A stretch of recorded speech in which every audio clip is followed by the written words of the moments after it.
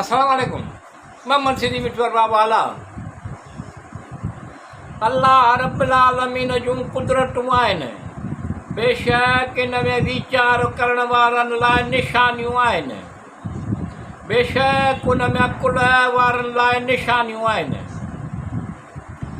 अल्लाह रब्बुल आलमीन जूं कुदरतूं आहिनि, बेशक उन में वीचार करण वारनि लाइ निशानियूं आहिनि, बेशक उन में अकुल वारनि लाइ निशानियूं आहिनि।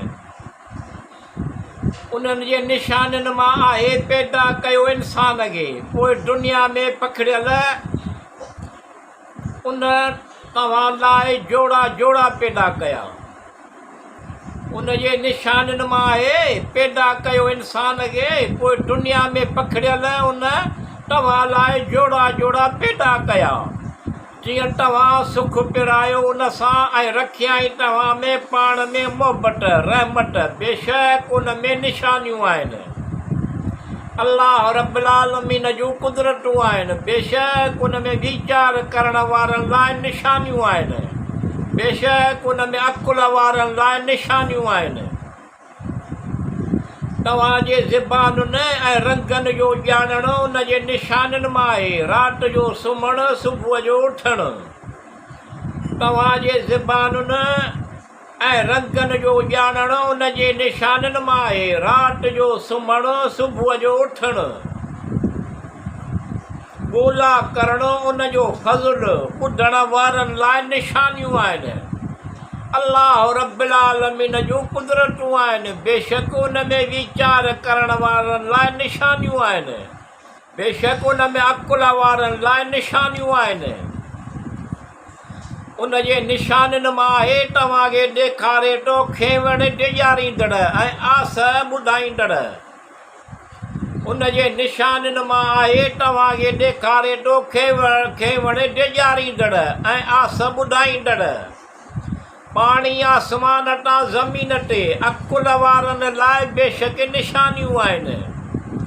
अल्लाह रब्बुल आलमीन जूं कुदरतूं आहिनि, बेशक उन में वीचार करण वारनि लाइ निशानियूं आहिनि, बेशक उन में अकुल वारनि लाइ निशानियूं आहिनि।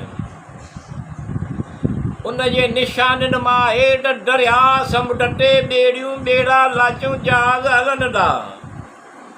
उन जे निशानियुनि मां आहे त दरिया समुंड ते ॿेड़ियूं ॿेड़ा लाचूं जहाज़ हलनि था।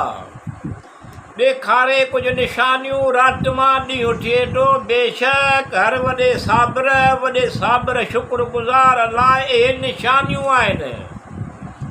अल्लाह रब्बुल आलमीन जूं कुदरतूं आहिनि, बेशक उन में वीचार करण वारनि लाइ निशानियूं आहिनि, बेशक उन में अकुल वारनि लाइ निशानियूं आहिनि।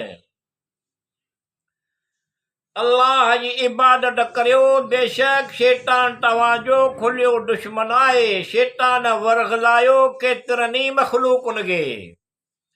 अल्लाह जी इबादत करियो, बेशक शैतान तव्हांजो खुलियो दुश्मन आहे। शैतान वरगलायो केतिरनि ई मख़लूक़नि खे। सभ खां सुहिणे पैदा करण वारो अल्लाह ऐं सलाम पैगंबर नबी सल्लल्लाहु अलैहि वसल्लम, रसूल सल्लल्लाहु अलैहि वसल्लम, पैगंबर सल्लल्लाहु अलैहि वसल्लम सभ वाखाण अल्लाह लाइ जेको रब आहे सॼे जहाननि जो।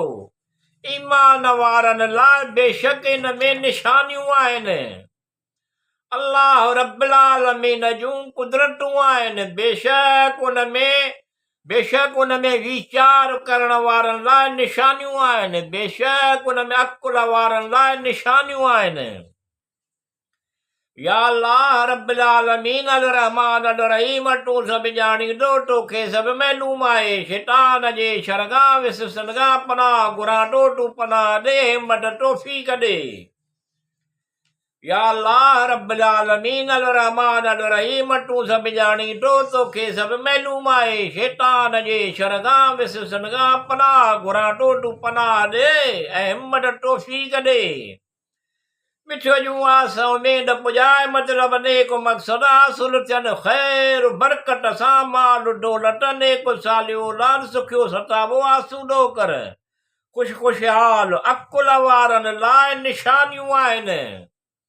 अल्लाह रब्बुल आलमीन जूं कुदरतूं आहिनि, बेशक उन में वीचार करण वारनि लाइ निशानियूं आहिनि, बेशक उन में अकुल वारनि लाइ निशानियूं आहिनि।